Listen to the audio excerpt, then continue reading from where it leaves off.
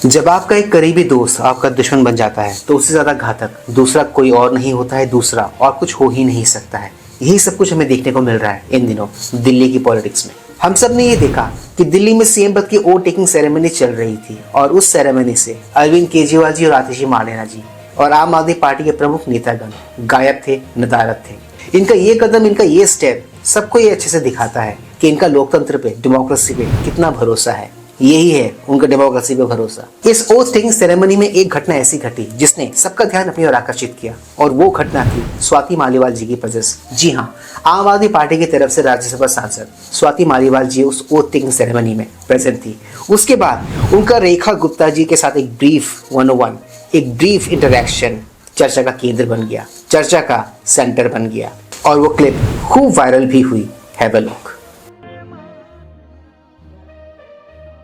देखा आपने कि वो कैसे मिली दिल्ली की नई सीएम से। ये नजारा, ये particular scene I am sure Arvind Kejriwal ji के होश उड़ाने वाला है, या फिर उनका होश तो उड़ा ही दिया होगा इस नजारे में। एक बात तो आप तय समझिए कि आने वाले दिनों में और आने वाले वक्त में आम आदमी पार्टी और अरविंद केजरीवाल जी के दिन दिल्ली में अच्छे नहीं गुजरने वाले हैं। मोदी जी ने भी दिल्ली विजय के बाद दिए अपने एक स्पीच में इस बात को क्लियर कर दिया है, इस बात को साफ कर दिया है कि दिल्ली में हर वो फाइल खुलेगी, दिल्ली की हर वो फाइल खुलने वाली है जिसपे उनको जरा सा भी शक है भ्रष्टाचार का, करप्शन का।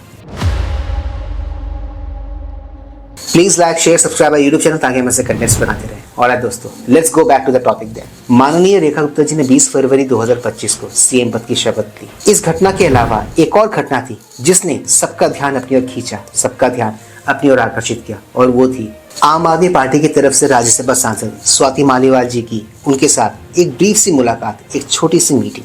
और उनके उस इंटरेक्शन का जो छोटा सा क्लिप इन दिनों बहुत वायरल हो रहा है, उससे वोट के लिए जो पहले से ही लगा जा रही थी कि BJP might use Swati Maliwal against Arvind Kejriwal and Aam Aadmi party, उसको काफी बल मिल गया है, उस थ्योरी को काफी एक मजबूत बेस मिल गया है।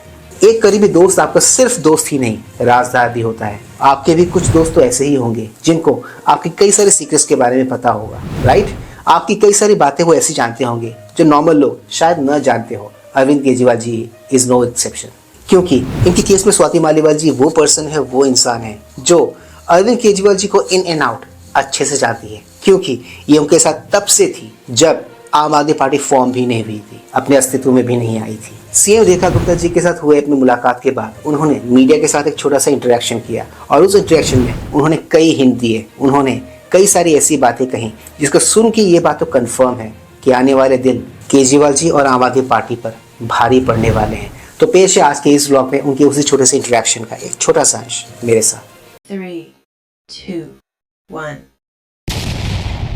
भ्रष्टाचार का सवाल है अरविंद केजरीवाल जी की सरकार का, बिल्कुल जांच होनी चाहिए। 2016 से लेकर अब तक कोई भी सीएजी रिपोर्ट टेबल ही नहीं हुई है विधानसभा पे।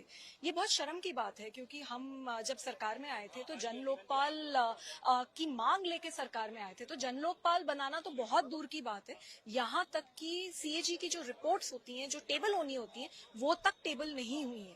तो इन सब को टेबल करना चाहिए विधानसभा में, और सबके लगता है इनकी आवाज सच होके ही रहेगी, क्योंकि पीएम मोदी ने भी ये इशारा कर दिया था कि दिल्ली में बहुत सारी फाइलें अब खुलने वाली हैं और सबसे पहली फाइल होने वाली है सीएजी की रिपोर्ट, जिसे केजरीवाल जी दबाए हुए बैठे थे इतने सालों से। ऊपर सख्त से सख्त कार्यवाही होनी चाहिए।